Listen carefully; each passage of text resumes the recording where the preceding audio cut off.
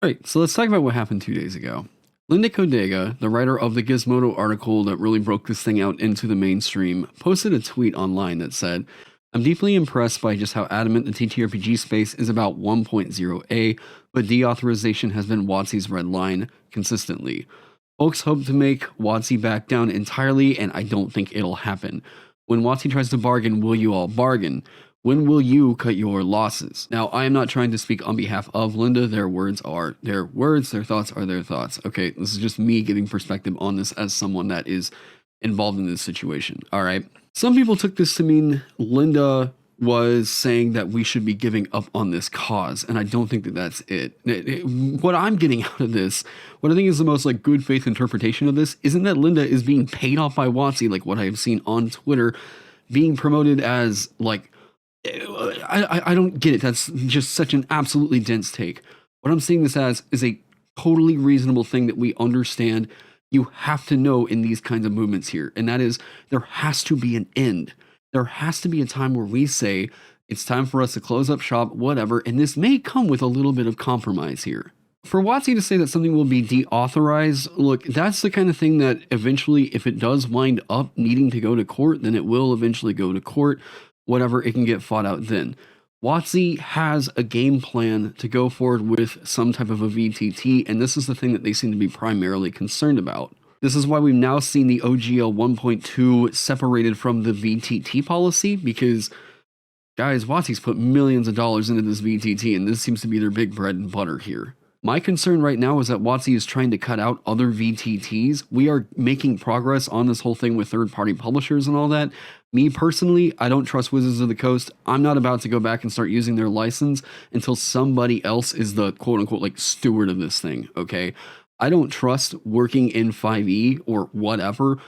I don't trust WotC as a business partner anymore. But this cause, this whole movement does have to have a point where we are no longer doing this cause or this movement. The public perception of this company has shifted. So we have accomplished something here, okay? I'm not saying to concede or anything like that. And at least what I will say here is I don't think that Linda is saying that we need to be giving up. And from their other tweets, they also didn't mention anything about we need to be giving up on this. It's just literally we need to understand that at some point there is an end goal here, okay? Now, I know with these kinds of mass movements and a huge amount of chaos, it seems to be a little bit widespread. We don't really know what we're aiming for, right? Whenever we have a big movement like this and we're hearing a bunch of contradicting points as to where one person thinks that this thing should go, another person thinks that this thing should go a different way, we have a bunch of clashing points and we don't exactly know who's right, who's wrong, blah, blah, blah, right? So we have a lot of dissent happening right now. This is what Sun Tzu refers to as the swarming ants, right? So we don't need to be swarming ants here. We need to be unified in some kind of a core philosophy as to what we want to achieve. And I really think that Linda is getting to that point here. I really think that Linda's tweet is getting us to try and consider what it means for us. What is our end goal here? Personally, for me, I would prefer to see that this license was not in the hands of WotC, but that may not be an option, right? So as long as it is in the hands of WotC, what I would really like to see is them back way the hell off of this idea that they own the right to like spell animations or what the hell ever. If this is going to be the kind of thing that like VTTs aren't able to like use while they're using the 5e license, then maybe there's a concession there. I don't know. I think that that's a ridiculous. Yeah. They need to back up a little bit off of these VTT publishers. They need to really, really clarify what the hell they mean in this license by irrevocable and get to a point of where we know that this is a reasonable good faith interpretation of it. I will link to the discussion that Ted and my lawyer friend did over on Ted's channel down in the description below. You all can go check out what the whole issue is with that right now. As far as like filling out these surveys, you can fill them out if you would like to. You know, please do. At least let's engage with it in some good faith here. Me personally, I'm thinking like it's still good for us to keep this loud. Please don't just get quiet because you filled out the survey or whatever. If this is a thing that you believe in, absolutely you need to be filling this out and then maintaining that same level of passion that we are seeing online. The other thing I keep getting asked right now is, as I am working on my game system, am I going to publish it under the orc? What I will tell you all right now is we have not seen this license. I have seen a bunch of people that are up and coming designers that are like pushing, like, what are my thoughts on this? What are my thoughts on this? Do not sign, and this is for everybody out there. I'm just going to give you this piece of advice. You should never sign something that you have never seen. You should never pledge to be joining up with something you have never seen.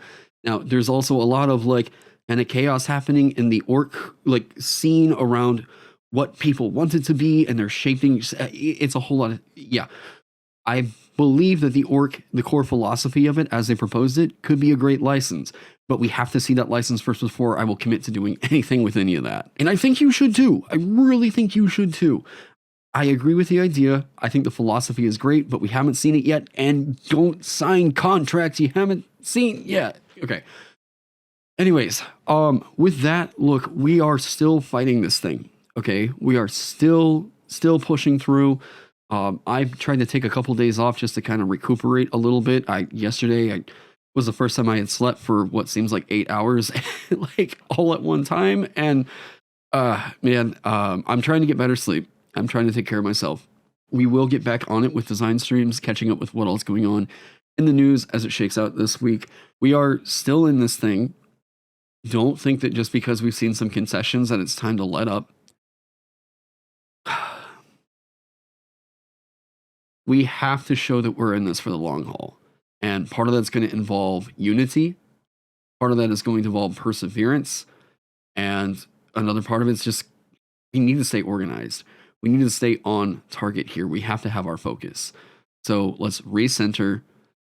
We know what we're trying to get at here. We're not trying to start dunking on some of the most major allies in this thing, okay?